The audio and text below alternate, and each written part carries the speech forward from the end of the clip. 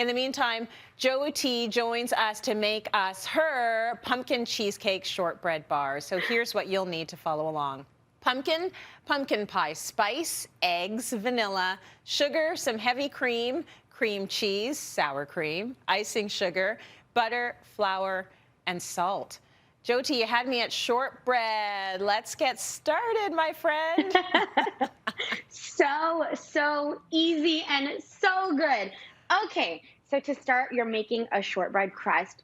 Shortbread crusts are amazing for any dessert. They come together so quickly, and they're like literally 3 ingredients. So you want to ensure your butter is super duper soft. So we have our butter, powdered sugar, both going in.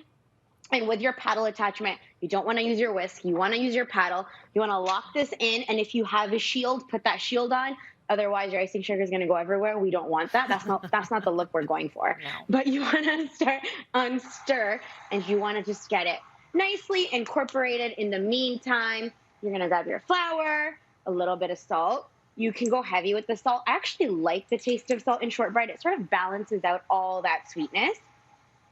So about half a teaspoon of salt. You want to start this baby on stir, and you're going to slowly start to see your sugar and your butter creaming up and becoming really nice and light and fluffy.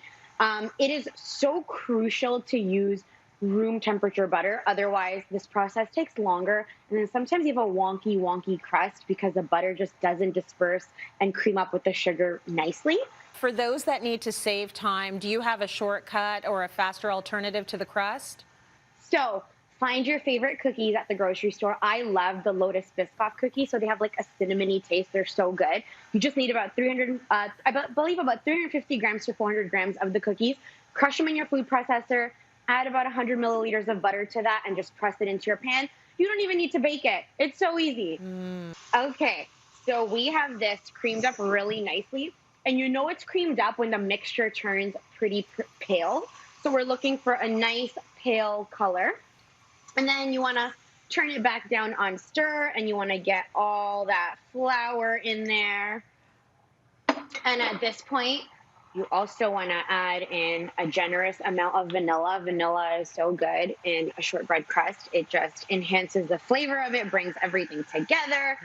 And now we just mix this until it forms a very soft kind of dough. It's going to be super easy to press into your pan. But the next step is going to be the pumpkin pie layer. And what do you need to start to get that together?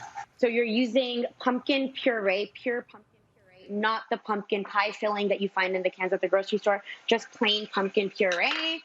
You want some brown sugar, some white sugar, and a ton of pumpkin pie spice. This is what really brings it together. And then just to finish it off, we're adding 2 eggs, a little bit of vanilla, and some heavy cream. That's going to come together all in this bowl. Okay, so our crust is ready. And this is basically the consistency you're looking for. Okay. It's going to look fairly soft and creamy, and that's good.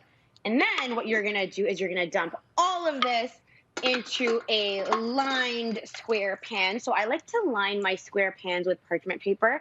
And this just helps you sort of, once you let go of these clips and you have this overhang, it helps you sort of lift the bars out of your pan so that you're not pulling on them, so that they don't lose their shape.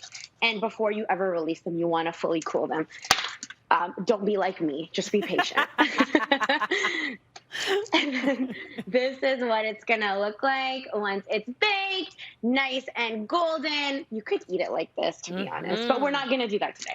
So for our filling, we've got our pumpkin. So brown sugar, white sugar, and all of our spices are going to go in there. You're going to throw in your eggs. You're going to do them one at a time.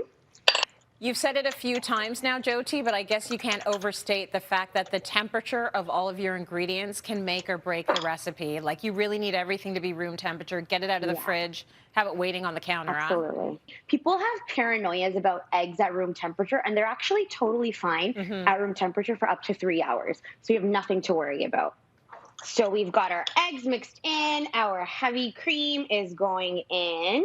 Could eat this by the spoonful. Don't do it though, because there's raw eggs in here, but it's so good and it smells so good. Now, have you got another And now, layer? oh my God, the cheesecake layer, yes. And that comes together so quickly. Okay, so you have your bowl. Again, very, very room temperature cream cheese. It should be incredibly soft. It's just gonna make the creaming of the sour cream and the cream cheese that much easier. So we've got some sour cream going in and some white sugar. I like to add my vanilla at this point. We don't want a lumpy cream cheese mixture. We want something that's very smooth. So that's why room temperature always works best. And then once your cream cheese mixture is ready, they're so good, Tracy. I wish I could send you all of